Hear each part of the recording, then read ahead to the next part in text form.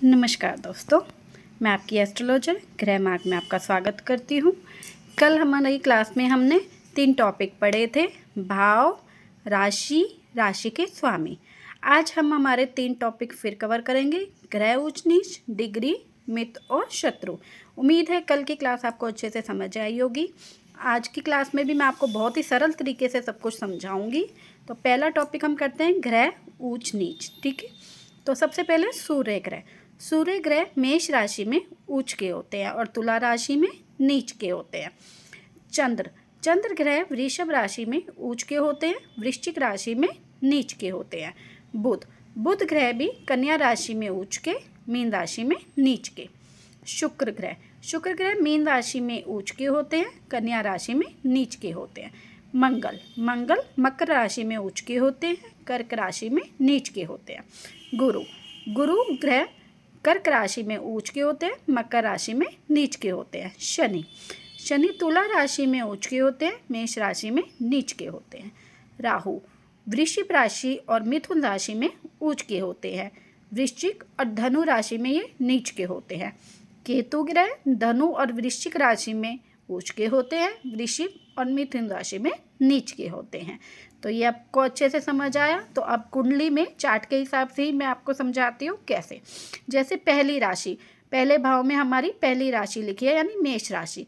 अगर इस राशि में सूर्य ग्रह बैठ जाते हैं तो ये आपको बहुत अच्छा फल देंगे, क्योंकि ये मेष राशि में उच्च के होते हैं। तो पहले भाव में पहली राशि हो और सूर्य बैठे हों तो बहुत अच्छा रिजल्ट देंगे, यानी आपको अपने आत्मसम्मान में, आत्मबल में, पर्सनैलिटी में बहुत अच्छा देखने को मिलेगा।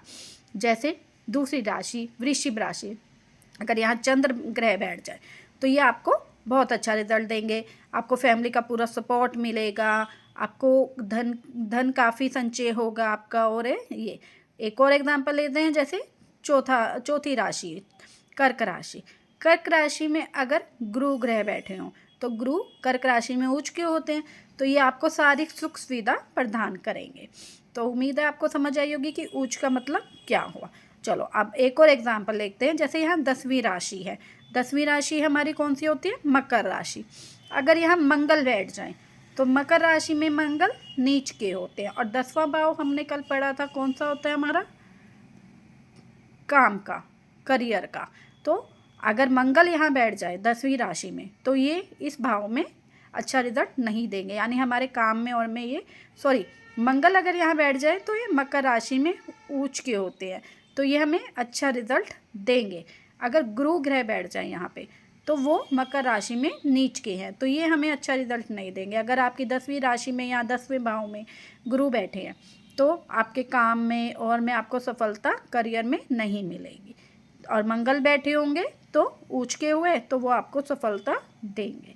तो उम्मीद है अब आपको ऊंच नीच का जो ये कंसेप्ट है समझ में आया होगा।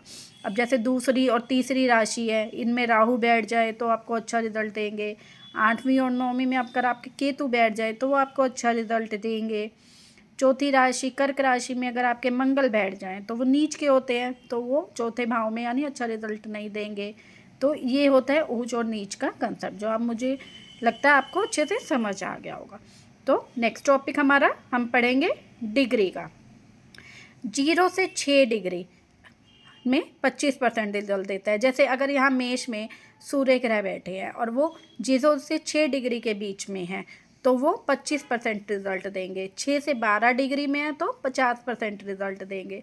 12 से 18 में 100%, 18 से 24 में 50% और 24 से 30 में 25% रिजल्ट देते हैं। 0 से 6 होती है बाल अवस्था, यानी अगर ये 0 से 6 डिग्री में बैठे तो ये बाल अवस्था में हुए, यानी बाल अवस्था में हमें 25% रिजल्ट देंगे। 6 से 12 में युवा अवस्था, 12 से 18 होती है पूर्ण युवा अवस्था, 18 से 24 डिग्री प्रौढ़ अवस्था और 24 से 30 डिग्री होती है वृद्ध अवस्था। ठीक है, डिग्री का समझ आया। इसके बारे में और आगे जैसे जैसे हम पढ़ेंगे आपको और क्लियर होएगा। अब हमारा नेक्स्ट टॉपिक था मित्र और शत्रु। तो ये ग्रह में भी क्या होते हैं, जैसे मंगल चंद्र गुरु सूर्य ये देव ग्रह कहलाते हैं। शुक्र शनि राहु केतु ये दानव ग्रह कहलाते हैं। तो देव ग्रह की आपस में मित्रता होती है, फ्रेंड्स होते हैं। दानव ग्रह जो होते हैं ये भी आपस में एक दूसरे के मित्र होते हैं। और बुध जो है, बुध सबके मित्र होते हैं मंगल और चंद्र को छोड़ के। मंगल और चंद्र के साथ इनकी दुश्मनी रहती है, बाकी और सबके साथ इनकी दोस्ती रहती है, मित्र रहते हैं। पर देवग्रह दानव ग्रह के दुश्मन होते हैं, दानव ग्रह देव ग्रह के, ये दोनों आपस में मित्र नहीं होते।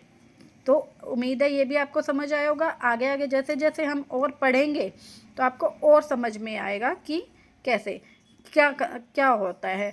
तो आज की क्लास आपको समझ आई। अगर फिर भी कोई डाउट है तो कमेंट सेक्शन में आप पूछ सकते हैं। अब एक और टॉपिक हमारा रहे ग्रहों का फल, जो मैं कल कराऊंगी। उसके बाद आपको उम्मीद है बहुत कुछ समझ में आएगा, कुंडली पढ़ना आपको आसान लगेगा। बहुत ही सरल तरीके से मैं आपको समझा रही हूँ। अगर आपको वीडियो अच्छी लगी है, लाइक करना, शेयर करना, फॉलो करना और यूट्यूब वाले सब्सक्राइब करना। धन्यवाद। मिलते हैं हमारी अगली वीडियो में, अगली क्लास में।